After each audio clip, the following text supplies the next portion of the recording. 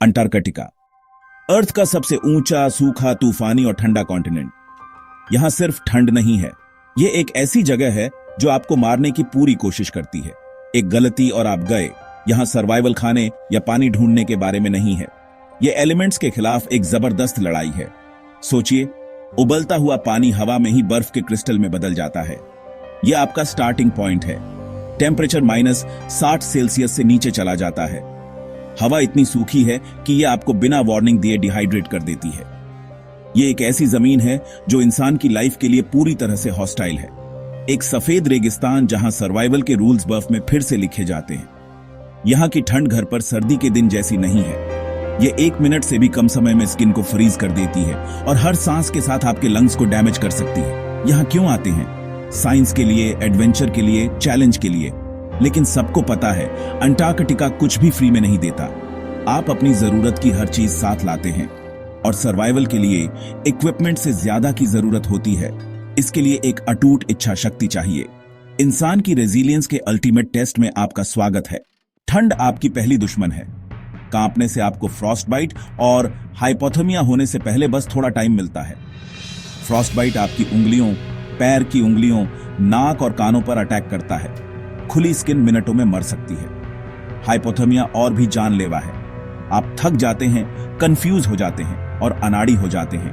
आपका शरीर काम करना बंद कर देता है। अंटार्कटिका में गर्माहट कंफर्ट नहीं है, यह सर्वाइवल है। लेकिन ठंड शायद ही कभी अकेली आती है। कैटाबेटिक हवाएं, तूफानी तेजी से चलने वाली हवाएं अंदर से नीचे आती हैं, टेंट और इक्विपमेंट को फाड़ देती हैं। ये हवाएं जमीन पर बर्फीले तूफान पैदा करती हैं, जिससे विजिबिलिटी 0 हो जाती है और मिनटों में आपके शरीर की गर्मी खत्म हो जाती है। जब हवा और बर्फ मिलती हैं, तो व्हाइट आउट होता है। आसमान और जमीन एक अंधा कर देने वाले, बिना किसी शेप के खालीपन में मिल जाते हैं। कोई परछाई नहीं, कोई होराइजन नहीं, कोई डायरेक्शन का एहसास नहीं। लोग सेफ्टी से बस कुछ ही मीटर दूर खो गए हैं। तब तक गोल गोल घूमते रहे जब तक वे गिर नहीं गए। व्हाइट आउट में आपका कंपास काम कर सकता है, लेकिन आपकी इंद्रियां बेकार हो जाती हैं। एनवायरनमेंट पूरी तरह से डिसोरिएंटिंग और डरावना है। बाहर हर कदम एक कैलकुलेटेड रिस्क है। अंटार्कटिका का मौसम गलतियों को माफ नहीं करता। सर्वाइवल का मतलब ठंड और हवा की शक्ति का सम्मान करना है।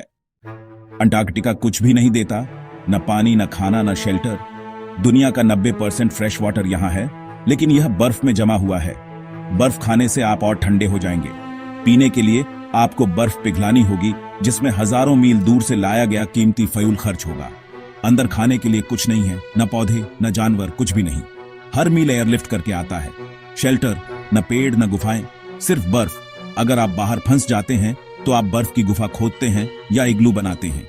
अगर आप में ताकत है, साइंटिफिक स्टेशन लाइफ के इंजीनियर किए गए बबल्स हैं जो आत्मनिर्भर और अलग थलग हैं। वे बिजली पैदा करते हैं, पानी बनाते हैं और अंतहीन सर्दी के लिए पर्याप्त सप्लाई लाते हैं। अगर कुछ टूट जाता है तो आप उसे उसी से ठीक करते हैं जो आपके पास है। कोई बैकअप नहीं है। हर एक्सपेडिशन एक लॉजिस्टिकल मैराथन है और गलती की गुंजाइश बहुत कम है।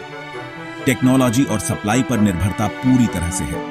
अंटार्कटिका में सर्वाइवल एक लगातार कैलकुलेशन है। एक गलती और कॉन्टिनेंट जीत जाता है। अंटार्कटिका आपके शरीर के साथ साथ आपके दिमाग को भी टेस्ट करता है। महीनों का अंधेरा या अंतहीन दिन की रोशनी आपकी नींद और दिमागी हालत को बिगाड़ देती है। आइसोलेशन बहुत ज्यादा होता है, बस आप और कुछ मुट्ठी भर लोग, कहीं जाने की जगह नहीं। साइकोलॉजिकल स्ट्रेस ठंड जितना ही जानलेवा हो सकता है। एक रियल लाइफ एग्जाम्पल में 3 साइंटिस्ट एक तूफान में फंस गए थे। 9 दिनों तक मदद से कटे हुए थे। उनका फ्यूल कम हो गया था। उन्हें चुनना था गर्माहट या पानी। उन्होंने पानी चुना। गर्माहट के लिए एक साथ हडल्ड हुए, फ्रॉस्ट बाइट और एग्जॉशन से लड़ते रहे। रेस्क्यू आने तक सिर्फ टीम वर्क और मेंटल टफनेस ने उन्हें जिंदा रखा। वे बच गए, लेकिन बस मुश्किल से। ये यहां जरूरी ताकत का एक सबूत है। अंटार्कटिका में सर्वाइवल एलिमेंट्स और खुद से लड़ाई है। सिर्फ सबसे मजबूत ही टिक पाते हैं।